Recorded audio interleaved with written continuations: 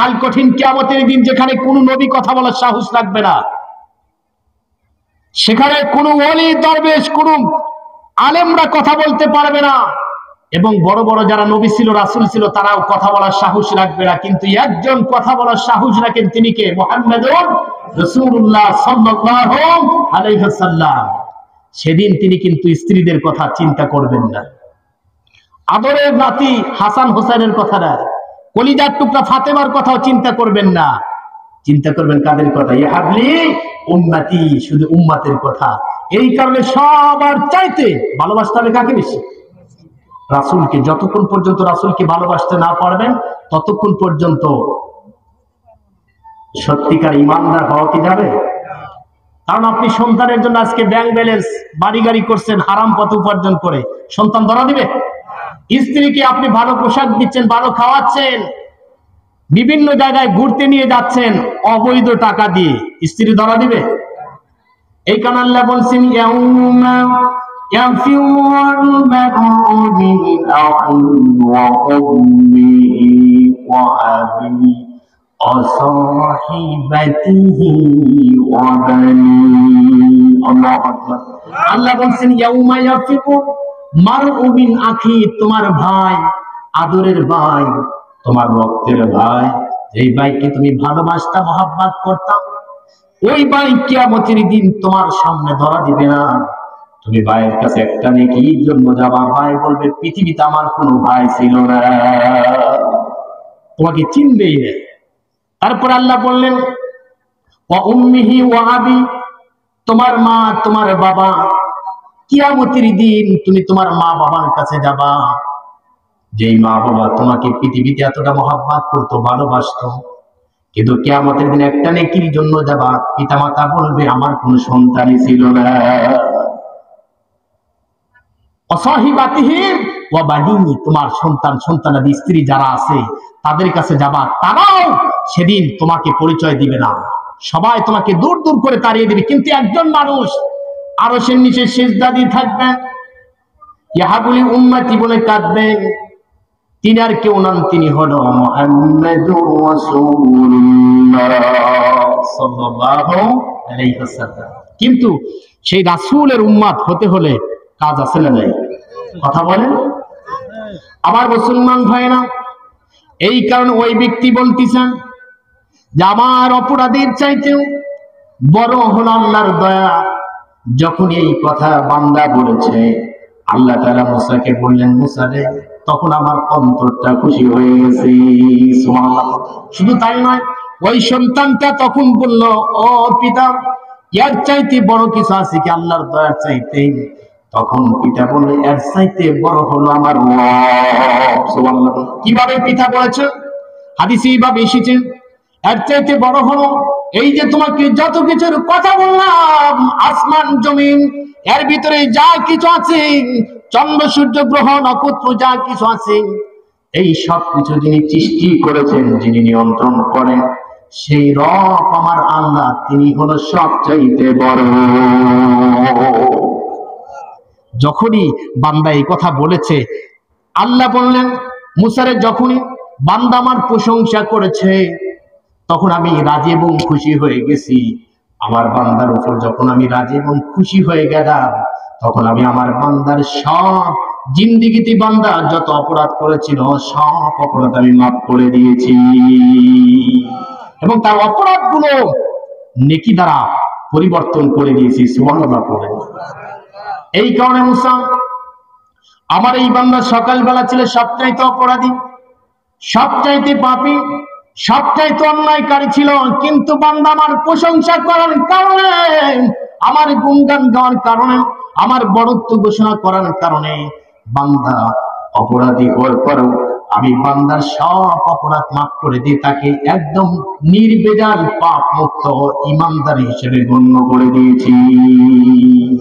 অতএব জটিবাই মুসলমানেরা, আমরা তো সবাই অপরাধী, সবাই পাপী, অন্যায়কারী, জুলুমকারী, যত অপরাধ করি না কেন, কিন্তু মাপকারী একজন আছে না নাই?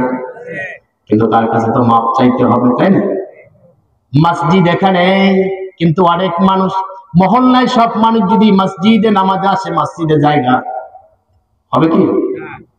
কিন্তু দেখা যায় মসজিদের সাথে বাড়ি এমন মানুষ আছে, আজান হবার পরে মসজিদে আসে না। না এমন মানুষ? কিয়ামতের দিন সেই মানুষগুলো কি জবাব দিবে আল্লাহর কাছে?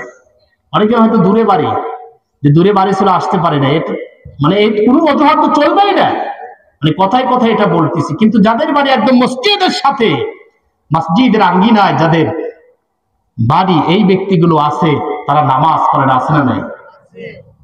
আমার মুসলমান ভাই, এই কারণে আমি বলতে চাচ্ছি, জটি বাড়ির মুসলমানেরা, এই মাহফিলটা আমার আপনার জীবনের শেষ মাহফিল হয়ে যেতে পারে, তাই দেরি করেন না। এমন সুযোগ আর আসতে পারে, নাও পারে।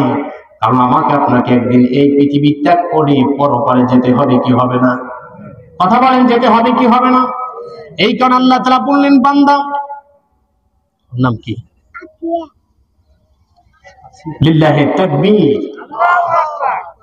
মুসাম্মাদ আফিয়া খাতুন 100 টাকা করেছে দান, সকলে করুন মারহাবা। আল্লাহ তার দানকে কবুল করুন, সকলে করুন আমিন। আর দয়া করুন আমিন। আল্লাহ তাকে নেক হায়াত দান করুন, সকলে করুন আমিন। আবার মুসলমান ভাইরা, আল্লাহ তাআলা তাই বলতেছে, আমি তোমাদেরকে ছেড়ে দিয়েছি, কিন্তু একটা যখন সময় আসবে আমি আবার কি করব? মনে আছে আপনাদের? আমি আবার আমার কাছে তোমাদেরকে নিয়ে আসব। কিন্তু মানুষ আমরা মরতে চাই না। আমরা কি মরতে চাই?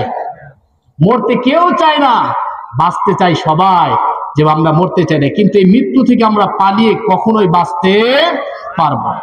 আল্লাহ তাআলা তাই বললেন, কুল ইন্নাল মাউতাল্লাযী তাফিরুনা মিনহু ফাইন্না মুলাকীকুম। আল্লাহু আকবার। আল্লাহ বললেন, হে নবী, এদেরকে বলুন যে মৃত্যু থেকে এরা পালাচ্ছে, এই মৃত্যু একদিন এদের সামনাসামনি হবে, মৃত্যু থেকে এরা পালিয়ে বাঁচতে পারবে না। মৃত্যু থেকে পালিয়ে বাঁচা যাবে? আপনি যেখানেই যান না কেন, যেখানেই থাকুন না কেন, আপনাকে মৃত্যু ধরবে। আল্লাহ তাআলা সূরা নিসার ভিতরে বলেছেন, আইনামা তাকুনু ইদরিকুকুমুল মাউতু ওয়ালাউ কুনতুম ফি বুরুদিন মুশাইয়াদা। আল্লাহু আকবার। আল্লাহু আকবার। সূরা নিসা ৭৮ নম্বরে আল্লাহ বলছেন, বান্দা, দুর্বৃত্ত দুর্গ, সীসা ডালা পাশে, সেখানে কারো ঢোকার কোনো ক্ষমতা নাই, কেউ কোনো মানুষ সেখানে যাইতে পারবে না, কোনো পশু পাখি জীবজন্তু যাইতে পারবে না। কিন্তু সেখানে যদি বান্দা তুমি পলায়ন করো মৃত্যুর ভয়ে, সেখানে আবার মালাকুল মউত তোমাকে গ্রাস করবে, সেখান থেকে তোমাকে ধরবে আবার মৃত্যু, তুমি পালিয়ে বাঁচতে পারবা না। কারণ আল্লাহ তাআলা বলতেছেন, বান্দা, এতটাই যদি ক্ষমতাবান হয়ে থাকো, এতটাই যদি নিজেদেরকে ক্ষমতাবান মনে হয়, তাহলে যখন তোমাদের কারো কণ্ঠনালীতে প্রাণ আসে, আত্মা আসে, তোমরা দেখি তার প্রাণটাকে ধরে রাখতে পারো। কথা বলে কিভাবে? দেখেন, আমাদের কেউ যদি অসুস্থ হয়, মানে মৃত্যু সজ্জা অবস্থা, দেখা যায় আমরা তার পাশে বসে কেউ তার মুখের ভিতরে একটু জুস তুলে দেয়, তাই না? একটু পানি দেয়, আবার কেউ কালেমা পড়ায়, বিভিন্ন দোয়া দরুদ পাঠ করায়। আল্লাহ বলতেছেন, এত নিকটে থাকার পরেও তোমরা কি তার প্রাণটা ধরে রাখতে পারো?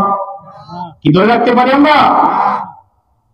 আল্লাহ তাই বলতেছেন, বান্দা, নিজেকে এতটা ক্ষমতাবান মনে করো, আমি তোমাদের জন্য কি দেই নাই? সবকিছুর ব্যবস্থা করে দিয়েছি, তোমাদের যা প্রয়োজন সবকিছু আমি দিয়েছি। বিনিময়ে শুধু চেয়েছি আমার একটু প্রশংসা করবো, আমার ক্ষুদ্র দিবার সেজদা দিবা, আর কি কিছু চেয়েছে? আল্লাহ বলেন, দেখুন কিভাবে দিয়েছে। আল্লাহ বলতেছে, আল্লাযী জাআলা লাকুমুল আরদা ফিরাশান ওয়াস সামা'a বিনাআন ওয়া আনজালা মিনাস সামা'i মা'আন ফাআখরাজা বিহি মিনাস সামারাতি রিজকান লাকুম ফালা تجعلوا لله أندادا وأنتم تعلمون। الله أكبر। দেখেন, মনোযোগ দিয়ে শুনুন। আল্লাহ বলতেছেন, আমি তোমাদের জন্য আকাশটাকে বানিয়েছি ছাদ। সুবহানাল্লাহ। কি বানিয়েছেন? ছাদ।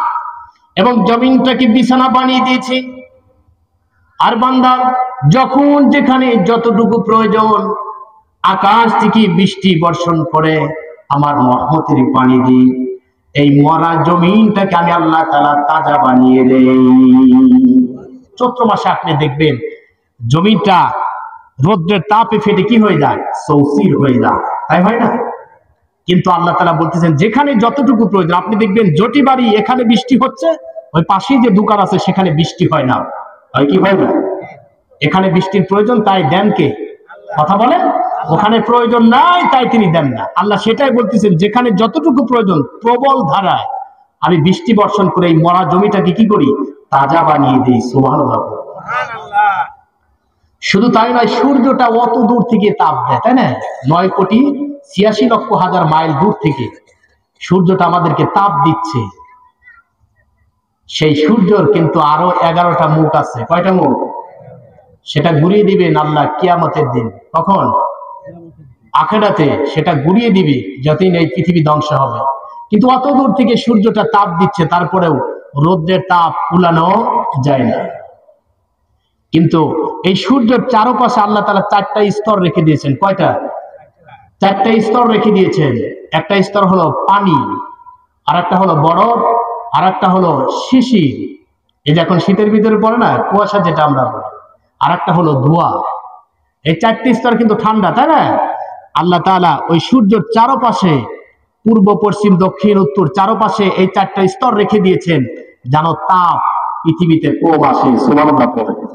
যদি সেই স্তরগুলো আল্লাহ না দিতেন তাহলে পৃথিবীতে কোনো ফসল হতো না, কোনো মানুষ বাস করতে পারত না। সুবহানাল্লাহ বললেন না?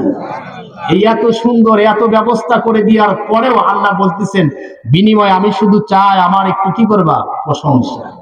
আল্লাহ বললেন বান্দা এই মরা চৌচির জমিনটাকে শুধু তাজা বানিয়ে আমি ক্ষান্ত হই নাই, তারপরে জমির ভিতরে আমি আল্লাহ তাআলা বিভিন্ন ফসল ফল ফলাদি তোমাদের রিজিকের জন্য ব্যবস্থা করে দিয়েছি। সুবহানাল্লাহ। এই কারণে আল্লাহ বলছেন ওয়ামা মিন দাব্বাতিন ফিল আরদি ইল্লা আলাল্লাহি রিজকুহা। আল্লাহু আকবার।